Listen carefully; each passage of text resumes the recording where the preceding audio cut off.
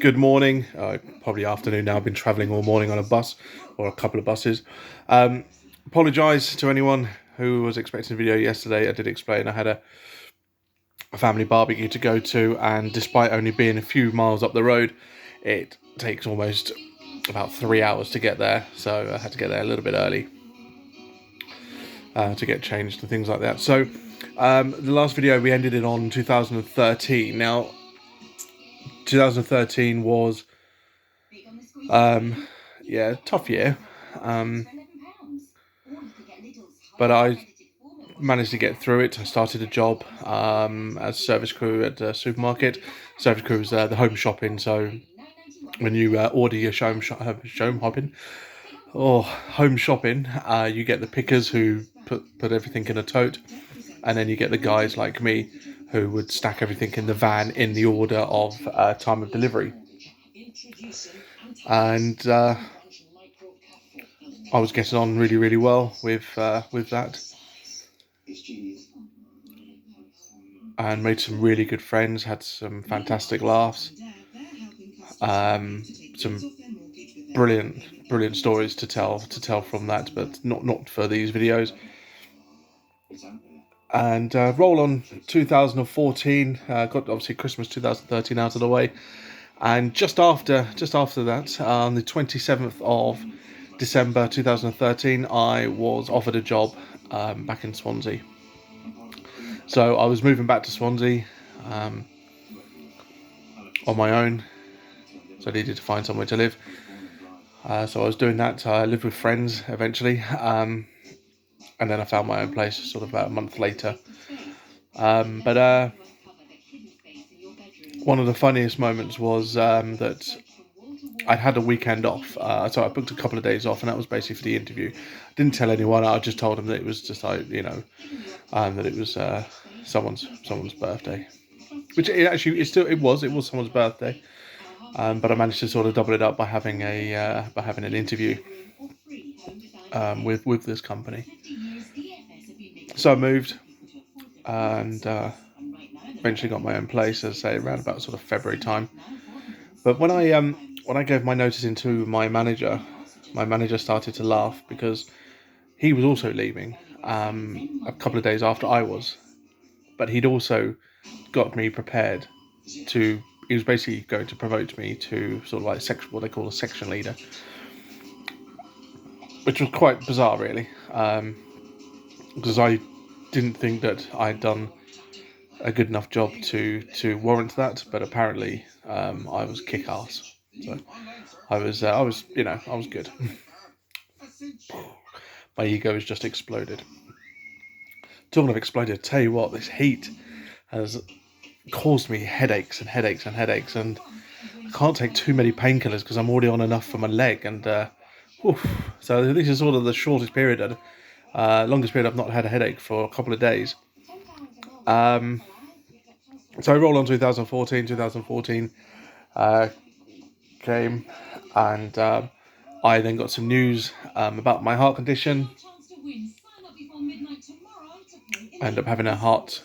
So basically, it was the SVT, which is the heart palpitation. Is really, really fast. I broke my own record. So my own record was 183, and I broke it to 189, and actually hit 190. So that was a record. But that's well broken. But we'll get into more details on that. And this was sort of a time that, despite I was having to have 2 weeks off work, I was still suffering from SVT. Despite the operation, it failed. It wasn't a success. And so yeah, I was sort of a little bit down. Went back to Swansea. Went back to Swansea after staying with my parents for 2 weeks for recuperation. Sort of having to do self physio, which is when you have an ablation. Because this was my first one. They went through both groins to try and get to both parts of the heart, and it was, as I say, it was it was unfortunate. We So I moved back, and my first day back at work, I literally walked in, everyone's making sure I was okay, and I sat down and I had a rush of blood to my head and palpitation started again, despite being under medication. So I sort of looked at my senior and said, I'm gonna have to phone an ambulance because I'm having another palpitation attack. So I was escorted downstairs by a lift, told to sit down. 999 was called, and this was starting to get me down, because I really, really enjoyed that job, because I'd got some friends there. My best mate in Swansea works there still, even though we were in different departments, but still sort of saw him almost every day. And I was getting down and down, and the HR lady, she came with me, and she sort of got slightly embarrassed when they took my t-shirt off, and she just happened to look at me at that time. So I sort of joked with her. I said, "What, have you not seen a body like this before?" And she sort of like just went like this and went, "Oh," like this, and so yeah, that's a terrible impression. So roll on, 2014. I ended up moving back to England, moving back into my parents, and this is when it all started to spiral. So 2014 came and went. 2015 was a very hard year because I had to go to the doctors, because of my medication. But then March, April, I got a job. I got a job late to. Sorry, excuse me. I'm getting my dates mixed up. 2015. Yes. So 2014, I got a job, and I was working, and I was loving it. This was the best job I've ever had. Absolutely loving it. I'm not going to say the company, but it was in Leagrave, and I absolutely loved it. It was a pain in the arse to get to, and I apologise, I've said the arse word a couple of times. I don't really consider that a swear word. It's just a sort of, so pain in the backside, or posterior, to get to, because I'd have to get a bus north to then get the train south. But I had no issues with that. Made some very good friends. Even had a work wife, who I still talk to now. She still calls me her work husband, even though we've not worked together now for a number of years because I left there. But there was a car crash outside the parents' house in April 2015, and it was just as I was waking up. So my alarm literally was about sort of 2 or 3 minutes away, but I was sort of half awake. Anyway, and I just heard this massive crash, sort of clanging of metal, and as I looked out of my window, I couldn't see anything because obviously it was dark and it was sort of fairly misty. So I ran down the stairs, woke up the household, and people were shouting, "What's going on? Why are you making so much noise?" And I just shouted, "Car crash." So I helped the guy, and I thought he was drunk because he was stumbling everywhere, but he just sort of a bit dazed, but he was okay. When I got in, after the crash, the police turned up and thanked me for doing an okay job, for helping doing the traffic, because we live on a corner. We lived on a busy corner. I sort of walked in, and I collapsed to the floor in absolute agony because I jumped down the three last sort of rungs of the stairs, and I'd actually done damage to my leg. Over the next few weeks, I was off work. I was off work a total of 6 months. But the doctors, I saw one particular doctor, and she'd said that she thought I'd broken my. So the diagnosis she gave me were broken leg, torn muscle, torn muscles, ripped muscles. She was just literally using all these. The other one was I bruised my bone to the point where the muscles were also bruised. Eventually, work had got me an appointment with their occupational health, because obviously I'd been off for so long, so I couldn't walk, and things like this. And the conversation with the doctor at the occupational health was, "Can you drop your trousers? I'd like to have a feel of your leg." A few raises of the eyebrows, sort of, if I had a moustache then, I'd be twizzling it, And he said, and I sort of dropped him, and he touched my leg, and I jumped back, which caused more agony. And I I sort of like winced, and I was like, "Oh my god, that really hurt." And he said, "I think you're going to have to speak to your GP and talk to him about something called a CRPS, so complex regional pain syndrome." So, okay, fine, fair enough. So I went back and spoke to my own doctor, and, sort of got an appointment. And she says, "How can I help?" I said, "Have you heard of something called CRPS?" And she looked at me and she's like, "No." I said, "Complex regional pain syndrome." So she did the same. She goes, "Right, drop your trousers."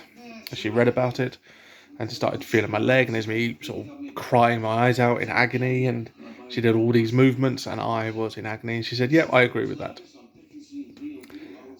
But you're going to have to stay off work because it's physiotherapy and things like this.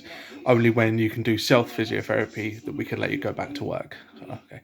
So I got signed off again, had meetings with my manager and her manager, and there was eventually I got back to work, and I had a walking stick and everything like this.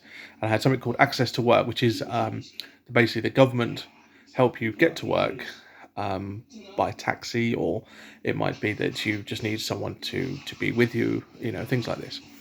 So I got instead of having to go by bus and train, I got a taxi. I would have to cover the cost of my train and bus tickets every day, or I'd get a monthly ticket. So I'd tell them the price of the monthly ticket, and if the taxi obviously is more than that, they then cover the rest, which is it's one of the best ideas I think the government's ever come up with. Whichever government it was that introduced the ATW, it's a fantastic scheme because it does help people that have had severe injuries or aren't able to get to work because of mobility issues. I think it's a fantastic idea. And the thing of that it's not a free ride, you still have to pay your way, makes this scheme even better, makes it absolutely brilliant. So anyway, go back to my mental health. It started to deteriorate. I ended up having to go to see my GP and not the actual doctor that I've been seeing before. And he referred me to counselling and wouldn't take no for an answer. So this time I said, fine. And he said, "Do you want 12 half-hour sessions or 6 one-hour sessions?" And I thought, well, 1 hour could be quite a long time. So I said, well, I'll do the half-hour sessions. So we did. I saw the counsellor, explained to her everything. Oh, sorry, I've jumped. I was referred to another doctor in the town who specialises in depression and other diagnoses of a similar state. And he diagnosed me with anxiety and depression. And he said, "You've got mild depression because you still have the personality that doesn't fit full sort of extreme depression. You've still got a personality that just alleviates you above that," which I thought was a bit weird, but he was the expert. I'm not going to argue. But then he looked at me, he had a pen in his hand, just turned to me, and in my head I was thinking, God, please don't touch my knee and call me a sad man. Different doctor, but I didn't want that. And he said, "But you have severe anxiety issues." He says, "We obviously need to get to the bottom of that." So I was referred to the counselling via him and via the other doctor. They started about 3 weeks later. I had my first session and got a lot off my chest. She passed me a box of tissues, which I'm not ashamed to say that I used a few times because it's hard talking to. Not one to open up. I'm not one to open up at all. I went on a walk with my walking stick with a friend who themselves at the time were going through a bit of a hard time with illness. So we sort of had a sort of a walk together, and we were just discussing things, and got a lot off my chest there as well.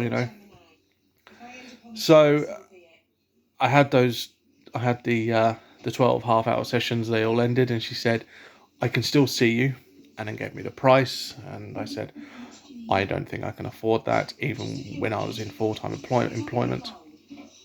So I was just like, I'm really sorry, but if I do need to go back to a counsellor, I'm more than happy to.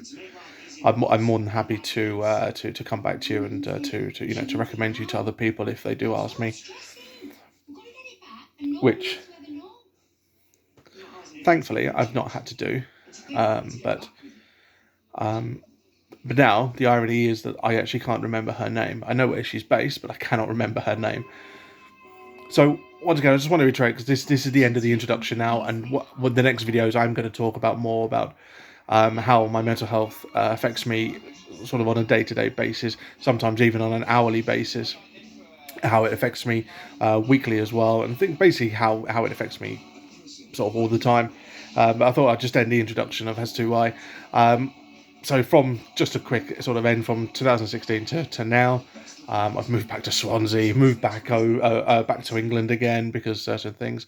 I had a final ablation last year, which seems to have cured my SVT, thank God.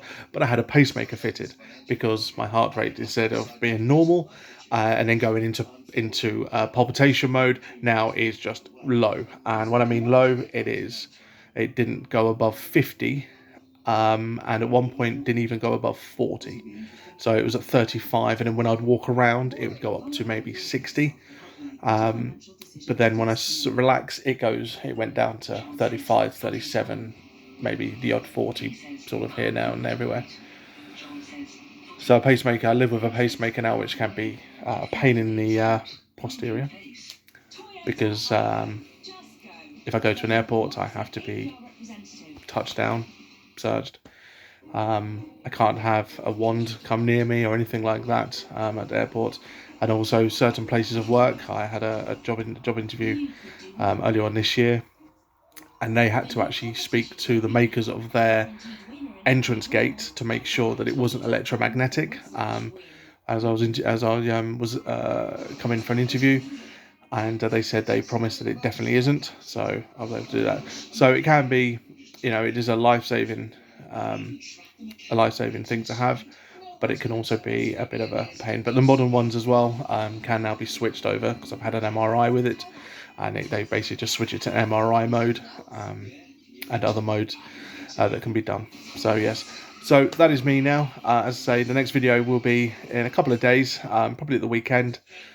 So yeah, Saturday. I can't believe it's Thursday already.